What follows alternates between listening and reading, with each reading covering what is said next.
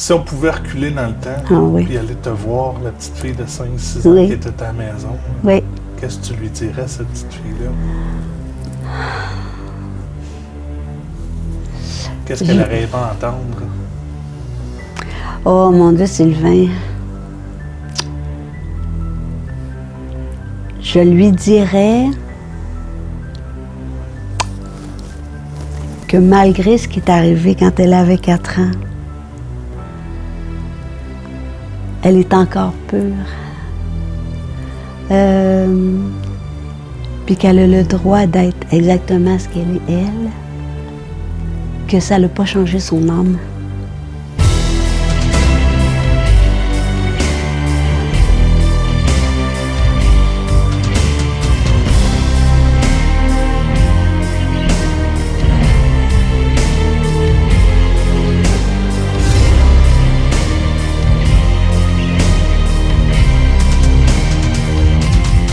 Bienvenue à l'émission Seul à Seul. Cette semaine, mon invité, vous l'avez probablement déjà vu sur les planches d'Argenteuil.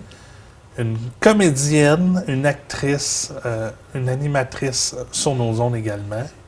Françoise Savard, salut. Salut Sylvain. Merci beaucoup d'être venu à l'émission. C'est moi qui te remercie de m'avoir invité. C'est un plaisir pour moi d'être ici avec toi. Cette semaine, on va te découvrir, donc on va te poser plein de questions sur ton parcours personnel, ton parcours professionnel.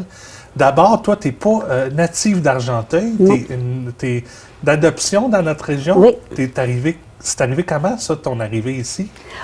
Oh là là, moi, premièrement, bon, moi, j'étais à Longueuil, je suis native de Longueuil, j'habitais à Longueuil et, naturellement, c'est le cœur qui m'a amenée dans les Laurentides.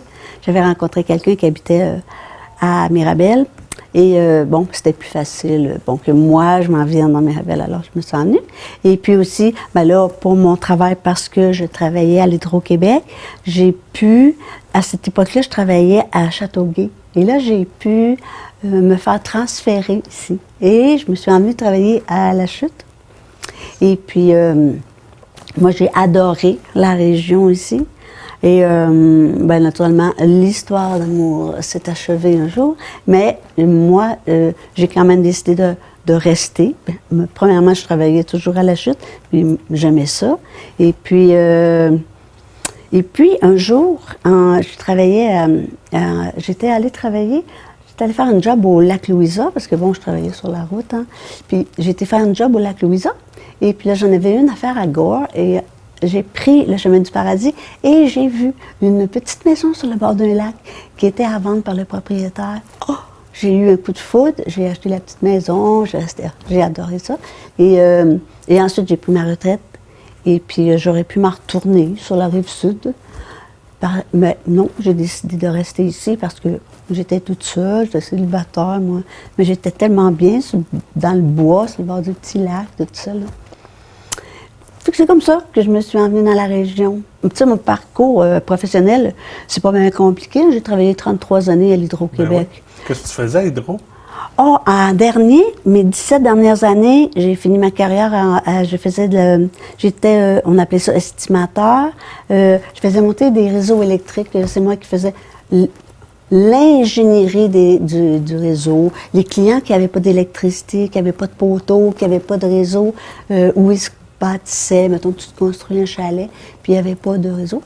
Moi, j'allais faire monter le réseau, je faisais monter leur branchement, je faisais les estimer pour leur dire comment ça coûterait, tout ça. Ça implique beaucoup de trucs, hein, parce que les relations avec Belle et tout ça.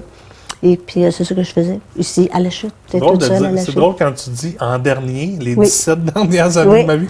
Tandis que quand on parle en dernier, souvent c'est 3-4 ans, mais tu as fait ça quand même. J'ai fait ça pendant 17 ans, mais oui, écoute, on ne se le cachera pas, là. C'était la plus belle job à l'Hydro-Québec. Oui. La plus belle job à l'Hydro-Québec. Vraiment. Parce que, tu sais, c'était une job qui était valorisante quand même. Parce que tu avais la chance de voir ce que tu avais pensé dans ta tête. Tu sais, ce que tu fallait le penser. Tu arrives là, puis, c'est du bois. C'est du bois, là. Puis le monsieur, il dit, moi, je veux construire ma maison là. OK. Il finit où ton terrain? Commence tout, tata. ben, je peux faire ci, je peux faire ça. J'ai 3 ou 4 façons de vous alimenter, monsieur. Laquelle que vous préférez? Celle-là, celle-là. OK, je vais vous faire un estimé de combien ça coûte. Il n'y a rien. Et quelques mois plus tard, ben, il y a une ligne de poteau, il y a un monsieur là qui a de l'électricité. Tu sais, ce que tu as pensé, ce que tu as dessiné, parce qu'il fallait que je fasse mes plans pour envoyer au monteur, tout ça, là, tu finis par le voir. Quand c'est beau, là, tu regardes la ligne de poteau, tu en vois juste un. Là, tu as bien fait ta job, tu sais. Puis, au niveau de l'environnement, le monsieur, il est content, il n'avoue pas, tu l'as mis un peu dans le bois, tu sais. C'est beaucoup, beaucoup de choses à considérer. Mais ça, là, tu sais, c'est plus qu'une paye. C'est plus que de travailler derrière un bureau, à pousser le crayon, puis à faire tout le temps la même affaire. Je dénigre pas ça, là, parce que je l'ai fait avant ça. Je l'ai fait beaucoup. Moi, j'ai commencé mes tout débuts en 74. J'ai commencé à l'Hydro-Québec. Ben, j'étais commis dactylo, là. Mais je ne dénigre pas ça parce que, en fait, l'emploi le plus important de l'hydro, à quelque part, par rapport au fonctionnement de l'hydro, c'est les commis. Enlève les commis de l'Hydro-Québec, il n'y a plus rien qui fonctionne, tu sais. Mais pour ton estime, tu sais, on disait qu'on avait l'hydro tatoué sur le cœur, là. Ouais, c'est ça, tu sais. Là, on recule à une époque où il y avait... c'était un milieu d'hommes. Oui. As-tu eu de la difficulté à frayer ton chemin? As-tu eu des remarques? As-tu eu des... Ah, mon Dieu, oui! Ça doit. Ah, mon Dieu, oui! Moi, j'ai vu des électriciens dire, tu diras à ton patron qu'il m'envoie un gars, là, je vais avoir quelqu'un qui est compétent, là. Ah ouais, ça... Ah, oui, ben oui, ben oui. Mais même avant ça, Sylvain, parce que j'ai été commis dactylo, ensuite j'ai été secrétaire, puis ensuite, je me suis en allée en région. Ça, ces 2 jobs-là, je les ai faits à Montréal, au siège social. Après, je me suis en allée en région, releveur de compteur. Ça a été ma première job en région. Ah, c'est vrai, il y avait ça bien avant les compteurs intelligents. Toi, tu te promenais d'une maison à une mais maison. oui, mon Dieu, oui. D'une maison à l'autre, d'un sous-sol à un autre, j'étais à Longueuil, là. Écoute, là. Les compteurs électriques sont Non, vraiment non, des non, endroits étranges. Tu peux même pas t'imaginer. Tu sais, dans des armoires de cuisine, dans des... parce que il y a des maisons qui ont été construites, puis que les gens, ensuite, ont rénové ou changé de place. Écoute, j'ai vu des compteurs, tu ne le croiras pas, là, mais moi, j'ai vu un compteur électrique, là, il fallait jaillir le compteur, il était au-dessus du bain. Un compteur électrique au-dessus du bain. Oui, il faut le faire, mais probablement que c'était pas une salle de bain. Puis, ben, je sais pas, les gens... Il n'y avait pas de réglementation à cette époque-là, j'imagine. Mais c'est surtout... Ouais, c'est ça. Puis tu sais, il y avait du monde... Mais encore aujourd'hui, ça peut arriver. Il y avait des gens qui tu sais, ils se prenaient pour des électriciens, puis ils pensaient qu'ils étaient capables de tout faire. Moi. C'est ça. Mal faire, moi, je suis capable. Mal faire ça. Ben oui, je connais ça, moi. Mais, pour revenir à c'était un monde d'hommes aussi, hein, la relève de compteurs.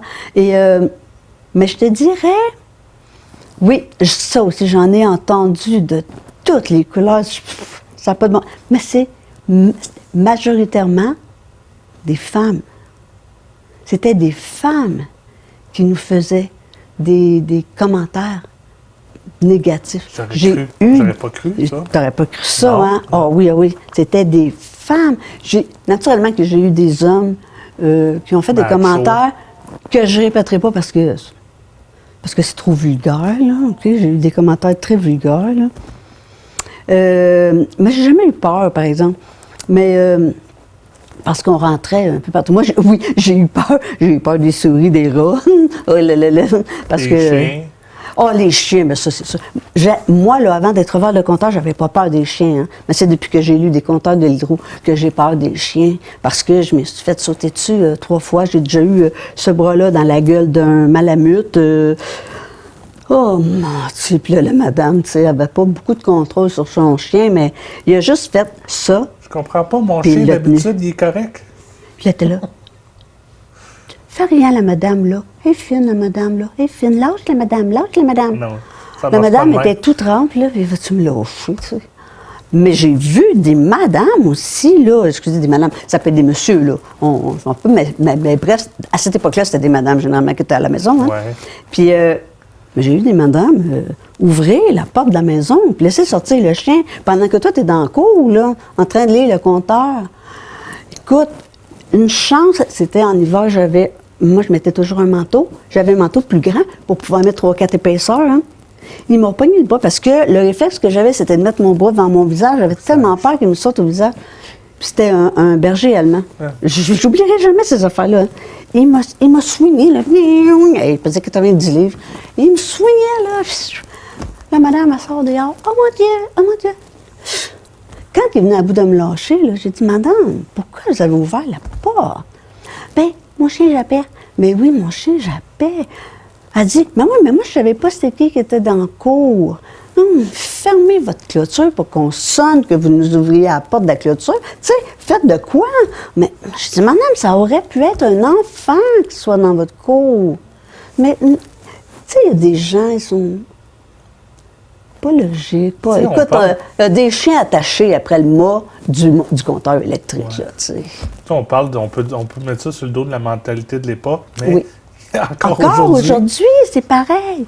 Moi, je me suis fait dire, dans les années 80, nos hommes peuvent bien être obligés d'aller à la guerre, les femmes prennent tout leur job.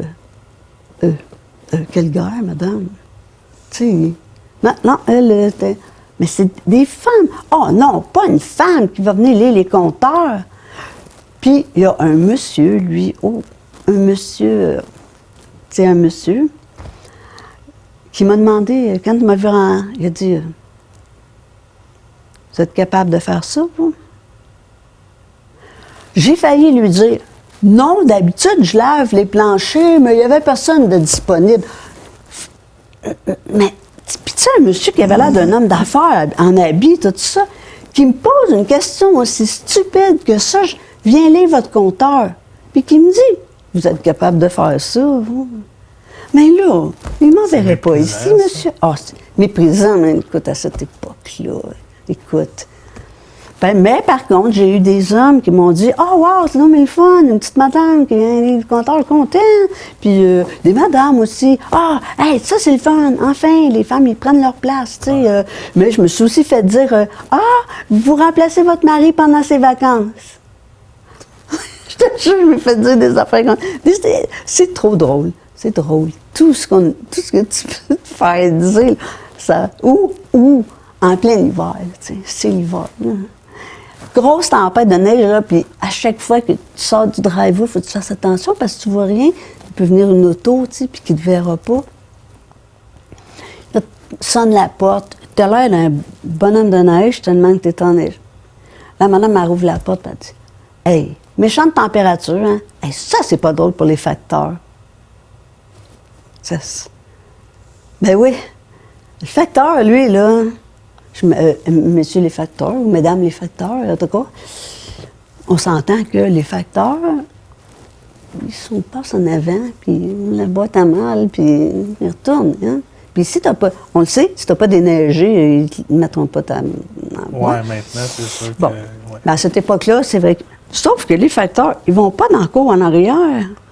Ils vont pas. Dans la tu sais, salle de bain, au sous-sol, dans dans la le grenier. Puis... dans la chambre du gars, l'adolescent qui est en bas. Tu dis à madame, non, c'est correct, laissez faire, je vais vous laisser une carte cadran. Non, il va se lever, là, il est à 7 heures, il va se lever. Oh my God, my God, my God. Le jeune, il est dans. T'es presque couché dessus pour être capable de lire le compteur qui est enfermé dans l'armoire, au-dessus de lui, tu sais. Ah. J'ai lu des compteurs, moi, avec un miroir. Le compteur, là, je le voyais pas. Le monsieur avait mis un miroir dans le coin. Il ne faut pas que tu oublies. À l'envers. L'effet miroir. Ben oui, t'es à l'envers, là. Je t'ai connu Oui. à travers les planches d'Argenteuil Ouais. en spectacle sur une scène, Oui. en train de jouer un rôle. Oui. C'est arrivé comment, ça, les arts de la scène? ça, c'est arrivé quand j'ai pris ma retraite. Ça faisait à peu près 1 an là, que j'étais à la retraite, tu sais, parce que quand on prend notre retraite, la première année, là, c'est des vacances, hein? Mais à un moment donné, tu te dis, non, il faudrait que je fasse de quoi? Et puis j'étais jeune, hein? J'avais 51 ans quand j'ai pris ma retraite. Il faudrait que je fasse quelque chose. Mais là, pour savoir quoi faire, je me suis posé la question, parce que moi, j'ai pas d'enfants, donc j'ai pas de petits-enfants. Là, je me suis demandé, OK, là, je viens de tomber, j'ai pas de « il faut que ». J'avais aucun « il faut que », moi, parce que j'avais pas de « oh, il faut que j'appelle ma fille pour voir si elle a besoin d'une gardienne. Il faut que je l'appelle pour voir si ça va bien. Oh, il faut que je me prépare parce que les enfants viennent en fin de semaine. » T'avais tout devant toi, là? Tout. Moi, sky's the limit, là. Hein? Le monde est ouvert. J'aurais aussi bien pu m'en aller rester dans un autre pays parce que j'avais pas besoin de travailler là, pour vivre. Mais je me suis demandé, c'est quand la dernière fois que j'avais pas de « il faut que ». Et c'était avant 6 ans. Parce que moi, j'ai pas été à la garderie, là, j'étais à la maison. C'était avant 6 ans. Moi, j'avais pas de. Il faut que tu te lèves, là, ouais, puis habille-toi parce que tu t'en vas à la garderie, maman s'en va travailler. Là. Il n'y avait pas de ça. Moi, j'étais chez nous. J'avais aucun il faut que. Qu'est-ce que je faisais pour m'amuser? J'ai toujours été un enfant assez solitaire. J'aime pas les gangs, j'aime pas les groupes. J'ai jamais aimé les sports de groupe du tout.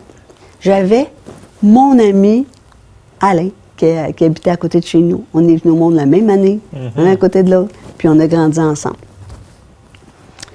Fait que là, j'ai dit, qu'est-ce que je chantais tout le temps, avec ma brosse à cheveux. Je faisais mon micro, puis je chantais tout le temps. Puis je dansais, ma mère a riait. Ça faisait, moi, je suis le bébé chez nous, tu sais, puis ma mère a riait, parce qu'on était, ma soeur qui est avant moi, on a 2 ans de différence. Ma soeur a commencé l'école, puis moi, j'ai été 2 ans toute seule avec maman, à la maison. Fait que je faisais rire ma mère. Hey, là, j'aimais ça, hein, je la faisais rire. Puis, je jouais. J'ai tellement joué de personnages quand j'étais petite, là. Je jouais à l'école, mais je faisais la maîtresse d'école. Puis là, je posais des questions. Et puis là, je m'en allais, je faisais semblant que j'étais dans la classe. Puis là, je répondais à la question. Puis je faisais tous les personnages, tu sais, je faisais tout. J'ai joué.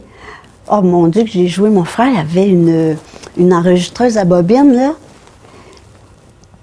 Puis là, ben, je faisais des émissions de radio. Ah ouais. Oui, je faisais des émissions de radio. Ah, bonjour, vous êtes... Ah, vous avez une demande spéciale. N'oubliez pas de nous appeler. Puis là, ben, je faisais le personnage qui appelait. Ah, bonjour, je m'appelle Madame Intel, puis je reste à telle place. Je voudrais entendre Adamo. Fait que là, on avait un pick-up. Je mettais le pick-up à côté de moi. Tu partais ça. Puis là, je mettais... Ben, naturellement, pas folle, j'avais préparé mes disques avant. Oui. Je savais c'était quoi. Tu savais c'était quoi la demande. Je savais c'était quoi les demandes spéciales. Là, je partais le disque. Puis là, j'enregistrais toute la toune. J'avais tellement de plaisir, tellement d'heures que j'ai passé à faire ça, là. Et là, quand j'ai réalisé ça, j'ai dit, il faut que je chante, puis il faut que je fasse du théâtre.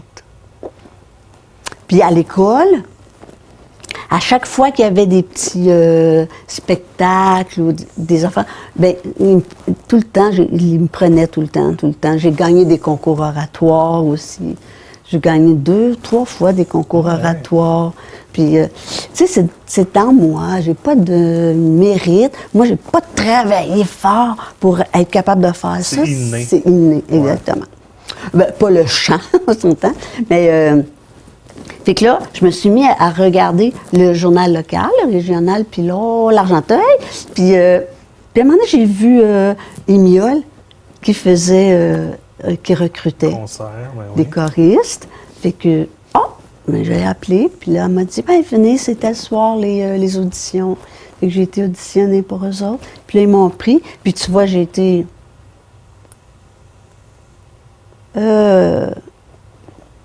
12 ans? 13 ans avec Émiole. OK, quand même, beaucoup, ça. Ah, ben oui. Tu vois, j'avais... Attends, non, je te dirais pas quel âge j'avais, je vais dire plutôt quelle année que c'était.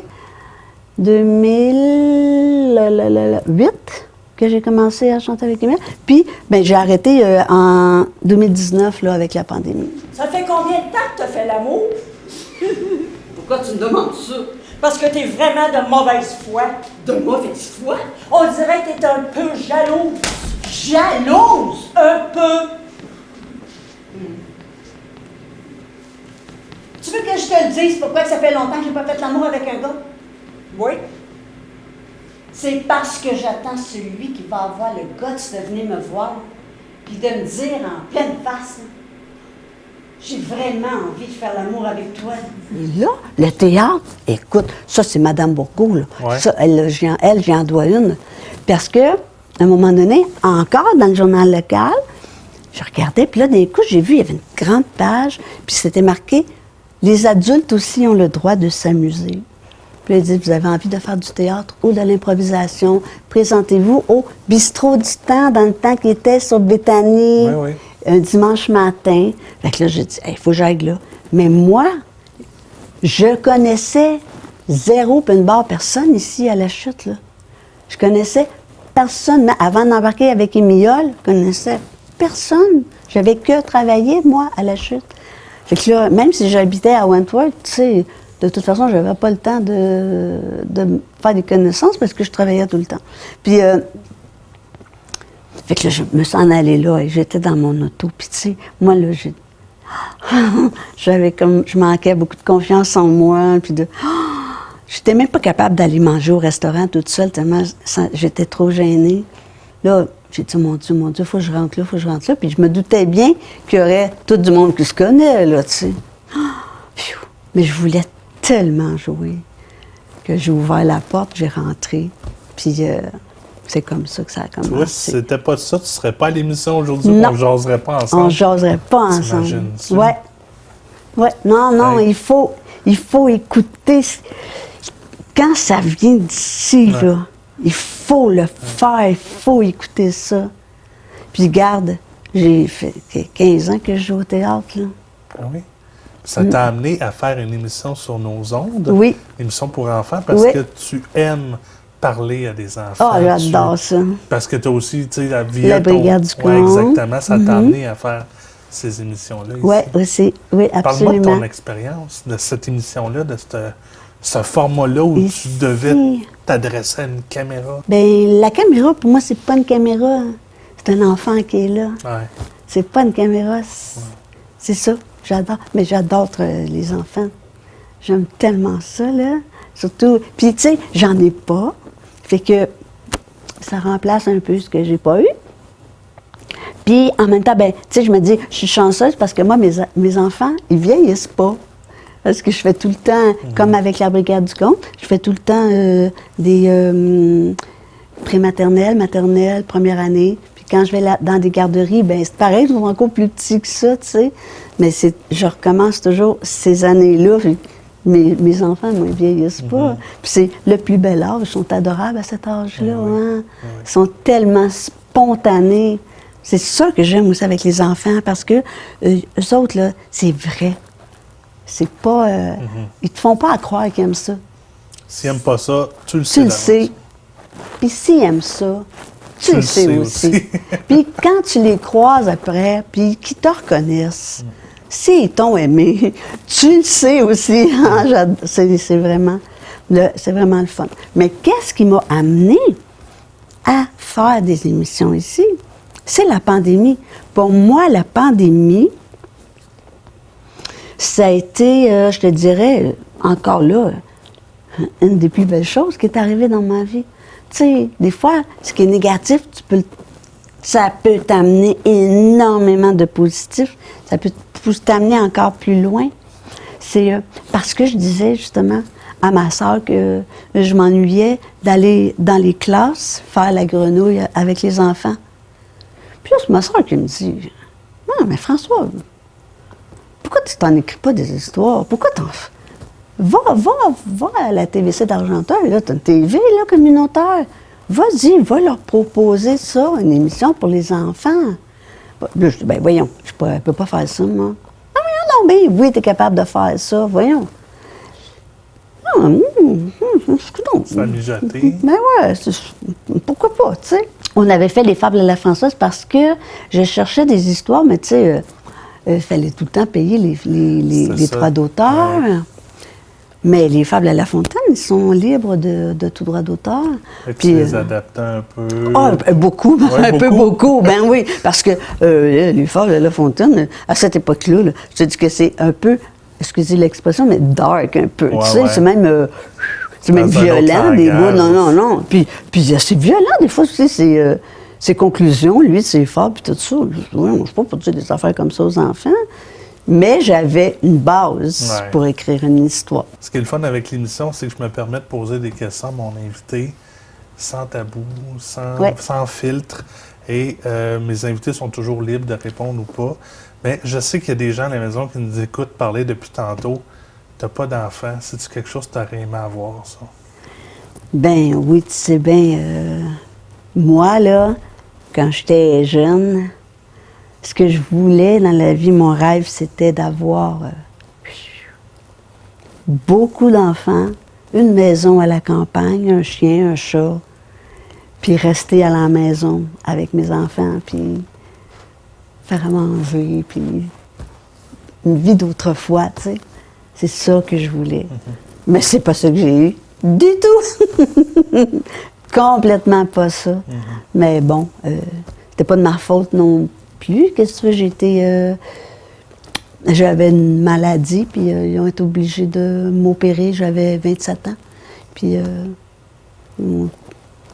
ils ont tout enlevé, là. Ils ont été obligés de... C'est un deuil que tu as dû faire à cette époque-là aussi? Oui et non, je te dirais. Le deuil s'est fait comme avant, mais c'est parce que je souffrais tellement, là. Sylvain, je perdais connaissance tous les jours, tellement que je souffrais. Fait que, tu sais, à force de souffrir, à un moment donné, là, le deuil est fait. Là, regarde, s'il faut que je continue de souffrir comme ça. De toute façon, il me l'avait dit, vous ne pourriez pas en avoir, je n'aurais pas pu en avoir. Si on pouvait reculer dans le temps, puis aller te voir, la petite fille de 5-6 ans qui était à ta maison, là, qu'est-ce que tu lui dirais à cette petite fille-là? Qu'est-ce qu'elle aurait aimé entendre? Oh, mon Dieu, Sylvain. Je lui dirais que malgré ce qui est arrivé quand elle avait 4 ans, elle est encore pure. Puis qu'elle a le droit d'être exactement ce qu'elle est, elle. Que ça n'a pas changé son âme.